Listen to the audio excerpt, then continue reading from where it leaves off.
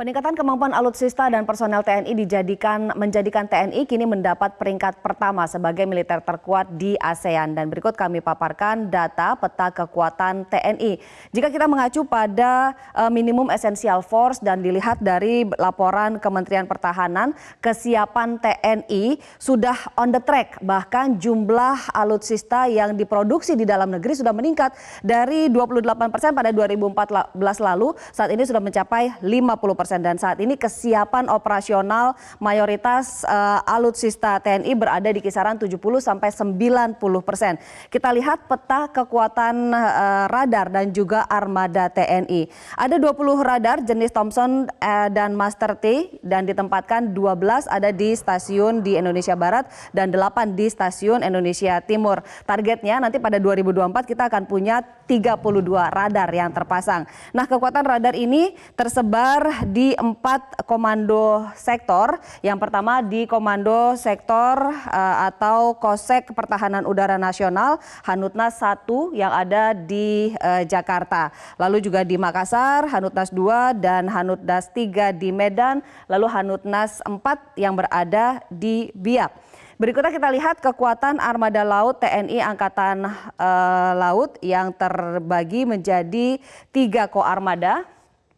Di sini Koarmada 1 yang berpusat di Tanjung Priok di Jakarta yang bertugas menjaga mulai dari Laut Cina Selatan, lalu Selat Malaka, Selat Jawa dan Samudra Hindia. Koarmada 2 pusatnya di Surabaya, disebut juga sebagai Koarmateng atau menjaga Indonesia Tengah yang bertugas menjaga wilayah Laut Indonesia di bagian tengah. Koarmada 3 atau Koarmatim di pusatnya di Sorong di Papua dan mengawasi perairan di wilayah timur. Kita akan lihat berikutnya ada penambahan dan juga penguatan militer di era Jokowi JK. Dan sebetulnya tidak hanya peningkatan kekuatan militer ini bisa dilihat dari mulai yang pertama adalah penambahan anggaran dari tahun ke tahun trennya adalah terus mengalami peningkatan meski sempat mengalami pelemahan tahun lalu, tahun ini sudah kembali meningkat. Dan juga untuk memperkuat pos perbatasan ini sudah diperkuat di Kalimantan, di Papua dan juga di NTT. Lalu tentu saja peningkatan kesejahteraan dan profesionalitas dari prajurit TNI sendiri. Untuk alutsista kita lihat di sini untuk penguatan kekuatan militer di TNI AD sendiri ada Divisi Infanteri 3 Kostrat di Makassar dan untuk AL Komando Armada 3 Sorong dan Pasmar 3 di Sorong, lalu TNI AU juga tidak luput, ada Komando Operasi AU atau Koopsau 3 Sorong dan Paskas di Biak. Untuk alutsista sendiri yang terbaru ada sejumlah alat seperti misalnya ada tank Leopard, lalu rudal Al-Hanud, pesawat F-16, pesawat CN-345 MPA, kapal fregat RI, RE Marta Dinata dan sebagainya. Berikutnya kita juga lihat pemerintahan Jokowi JK membangun pangkalan militer integratif di Pulau Natuna.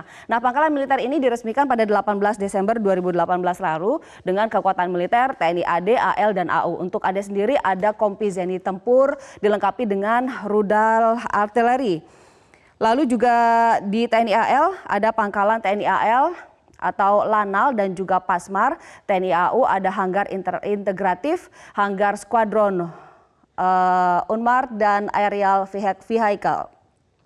Di sini di pangkalan militer integratif ini ada setidaknya ada 3 kapal TNI AL, lalu ada pesawat tempur, ada 1 juga tentu saja ada radar dan ada drone penangkis serangan udara.